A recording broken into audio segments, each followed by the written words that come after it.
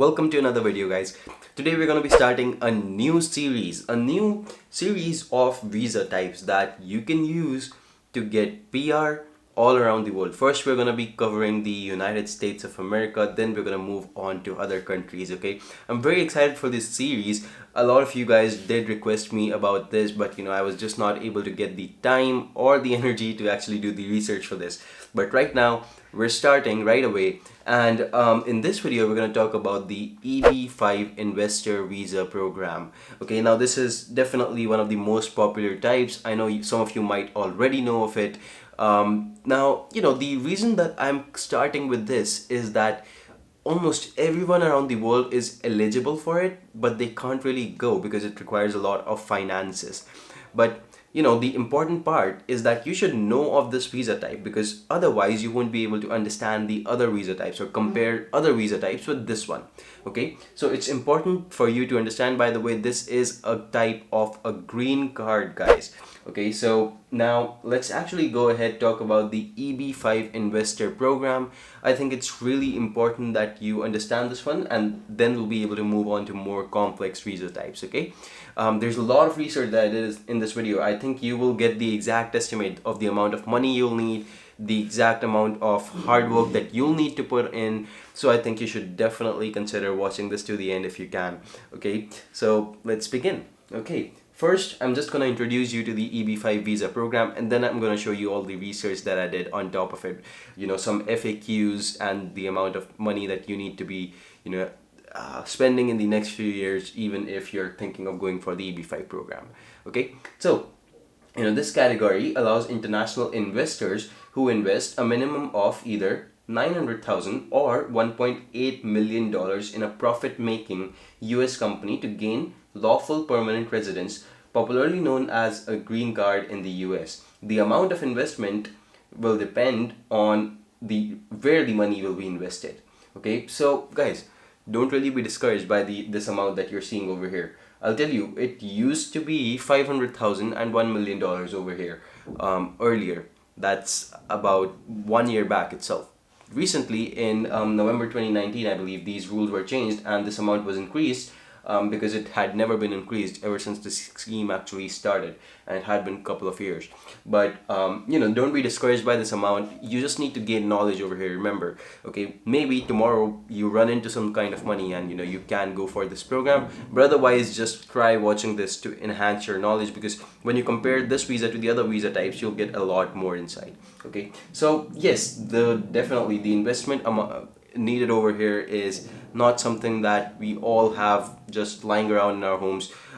Some people definitely may have this sort of an investment. I'm not saying 1.8 million, but maybe $900,000. Some people may have access to this, but most people will not have access to this. Either way, let's take a look at, even if let's say you run into this kind of money, what would you do? What kind of requirements do you have apart from this? Because there are other requirements as well. Okay. So EB-5 applicants' investment must be directed towards new commercial enterprises as defined by USCIS. This does not mean investors must set up a business from scratch, but business receiving investment must meet certain conditions. So, a lot of EB-5 investors go ahead, they start their own business, but that's not mandatory. You can actually go ahead and you can just invest in another company, which is sort of a new company. Okay, so it should fulfill either one of these three criteria, not all three, but either one of these three. So it should have begun trading, or trading means actually it should be in business on or after November 29th 1990. So it should not be in a very old company, not older than 1990. Okay, then there's other things like it should have been taken over and undergone extensive restructuring. Okay, that's one thing you can take a look at. Again, like I said, only one requirement should be fulfilled. And finally, it should have gained either 40% net worth or 40% more employees as a result of your EB-5 investment.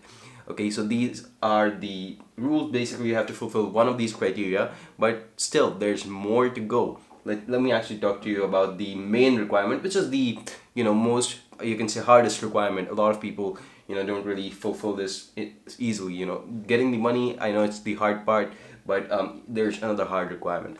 So In order to gain lawful permanent residence through the EB-5 visa category, investors must have created a minimum of 10 full-time jobs within the 2 years of entering the US. So within 2 years of entering the United States, you have to create 10 full-time jobs. Now this can be in your own business, you can create 10 full-time jobs, or you can invest in a company where someone else who is working for you will go ahead and create 10 full-time jobs just because of your investment. And that sort of an investment is required. Now a lot of things can be done over here. A lot of you guys may be into investing, and maybe let's say tomorrow you are investing this big an amount. Well, you can actually go ahead and invest in a US company that's that you find will be lucrative in the future. 2 years down the line, what you can do is you can pull out your investment once your visa is finalized, once you don't really have to maintain that investment anymore. So at least for 2 years you have to keep the investment in though. Okay, and there can be other things. For instance, you can have your own company as well. You can have but at the end of the day you have to have 10 employees by the end of 2 years. So that's important. Once you have that, you can go ahead and apply for the next step, which I believe is the I-829, and then you can basically remove these requirements from your head. Okay, so let me actually go ahead tell you about when you will be able to invest either 900,000 or 1.8 million dollars. Okay, so if you are applying in one of these, you can say hotspots. If you're basically going and living in one of these hotspots, and your company or the company that you're investing in is also in one of these hotspots, I'll tell you those hotspots. These are the areas where employment is plenty. There's plenty of jobs, like areas like New York, areas like LA, Los Angeles, California, areas that are very, very plentiful of jobs. If you're applying in one of these areas, then you have to basically invest a minimum of 1.8 million dollars. Okay, if however you're applying to one of the targeted employment areas, okay, the amount drops to, over here it says 800,000, but I believe it's actually $900,000. That's something to clarify. Still, you have to basically invest half the amount. You can say $900,000 you have to invest in targeted employment areas. Now there's two types of TEAs. We're not going to be getting into those because that's not as per the scope of this video, but I'll show you the US map, which shows some of these areas that you can basically go ahead and check. So metropolitan, micropolitan statistical areas of the United States. So you can see all the green parts over here are not the targeted employment areas. That's one thing you can be sure of. These areas have plenty of jobs in most cases. So guys, that's the very basic overview of EB-5 visa. And now let's go ahead and get you answers to some of the FAQs that I know will be in your mind. So the first one is, can I apply for the EB-5 visa by establishing and investing in my own business? Like I said, that's very well possible. Yes, you can. This is called the direct EB-5. The legal requirements for a direct EB-5 are the same as typical regional center EB-5 case. So you need to invest at least, now this amount has changed, like I said, it's 1.8 million or 900,000 now. If your commercial enterprise is in a targeted employment areas and create 10 new jobs, you can file your I-526 when the investment is made. I would recommend that you contact an experienced attorney. Okay, so these are the things that you need to be aware of. Another question over here is, how quickly must the 10 jobs be created in an EB-5 direct business? So how much time do you have? How quickly do you have to be created?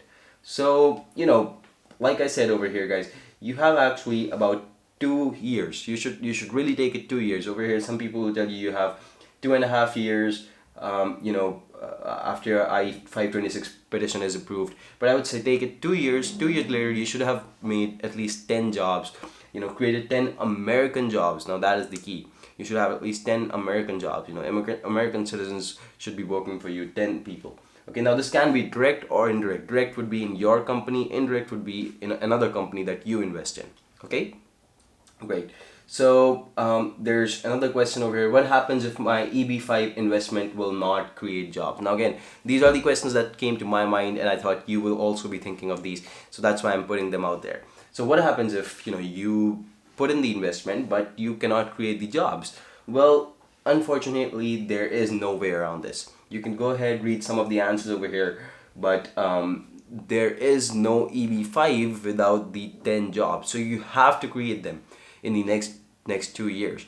And once you actually create them, this requirement will be waived off after I-829 is approved. But for now, for the first 2 years, you've got to create. Now, not on the first day. This is not on the first day that as soon as you invest, you should have the jobs.